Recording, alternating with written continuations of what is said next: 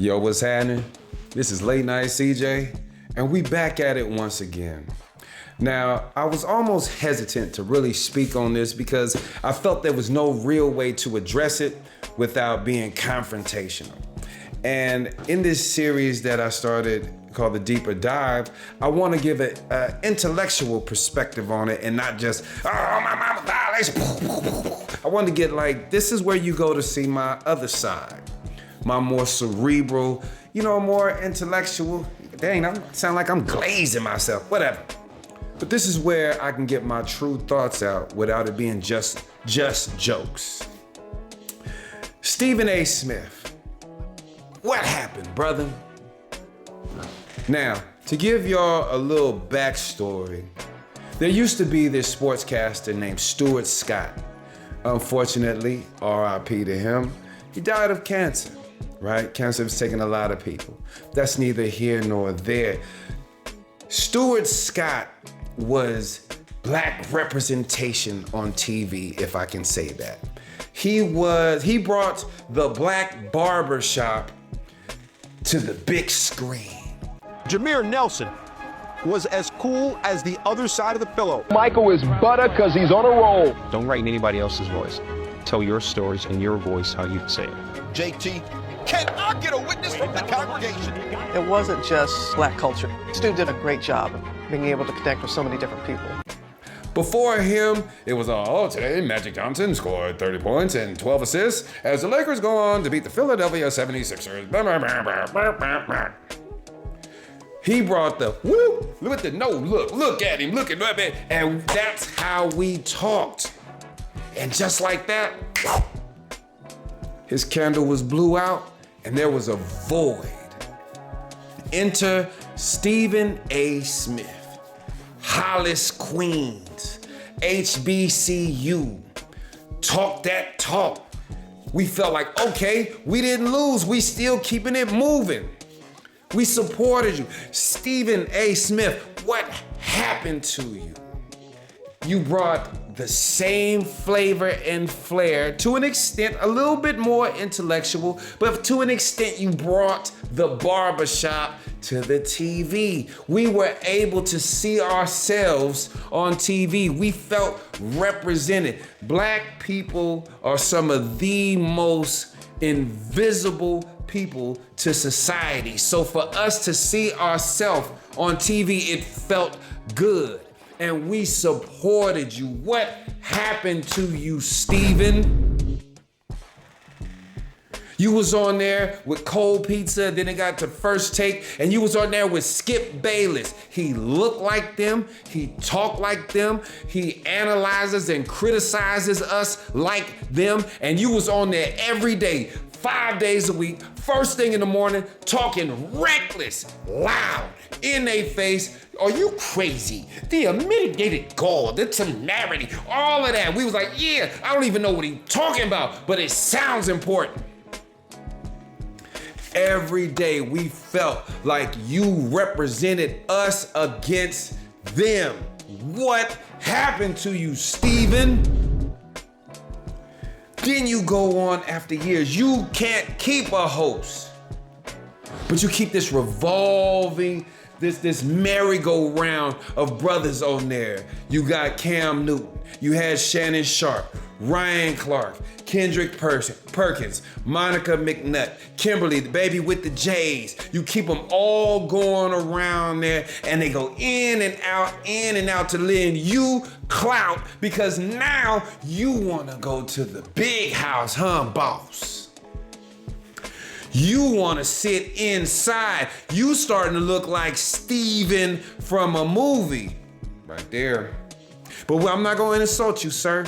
I just want to get some clarity for the people watching and ask you this. What happened, Stephen? You said one time, your main goal on a daily basis is how can I make my bosses more money? Woke up one day in 2010 and I say, I know exactly what the hell has been wrong with me and I figured it out. And I wake up every day. How do I make my bosses more money? How do I get some of it? Wow. How can I be a good employee for you, boss? We never spoke like that in the barbershop, sir. And then you get out here and transition to Fox News. What? You on there not, we was thinking, when I first saw you on there, before even hearing you, I'm thinking like, yeah, this is what I'm talking about. He about to bring the barbershop to Fox. They ain't ready for that. Apparently, neither were you. What happened to you, Steven? Jasmine Crockett chooses to express herself. I'm like, is that gonna help your district in Texas?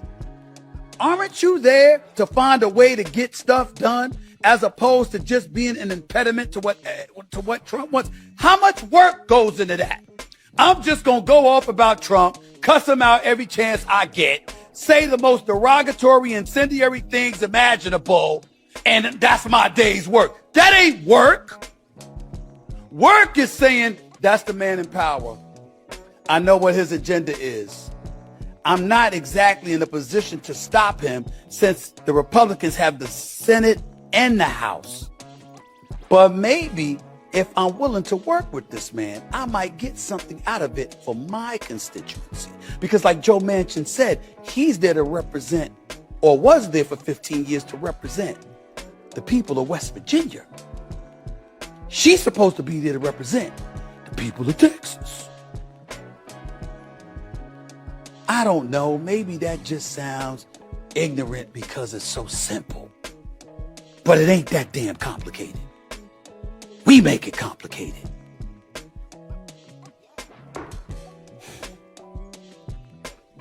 Damn, it's frustrating. It really can be. Now you criticizing, baby? Jasmine Crockett? Sometimes I believe if you ain't got nothing nice to say, don't say nothing at all. Don't get on there and clown, baby, even if you don't agree with her, even if you don't like her delivery or any of that. I'm not finna clown my people in front of y'all. We can have that discussion behind closed doors, but we gonna appear united or I will be silent in front of y'all, not you. So what happened? How did we go from HBCU, Hollis, Queens, barbershop to the big house? Then now you on here clowning, baby, with that bogus apology. Disingenuous. Sir, the black woman is the most disrespected and underrepresented individual on the planet. The last thing she needs is to hear it from us, about us, to them. I don't know if I said that right, but you get what I'm saying. There's no way that we should make her feel unprotected in a space where she can't even represent herself.